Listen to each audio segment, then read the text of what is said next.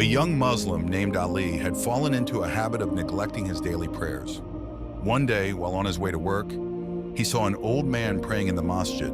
The old man's devotion and focus inspired Ali to approach him. The old man shared with Ali the quote, "The prayer is the pillar of Islam, and whoever establishes it establishes Islam, and whoever neglects it neglects Islam," and said, "My son, prayer is what connects us to Allah, and without it we are lost. Don't let a day go by without talking to your Lord." Ali felt a surge of motivation and began to prioritize his daily prayers. He started with small steps, waking up a little earlier each day to pray Fajr, and gradually established a consistent routine.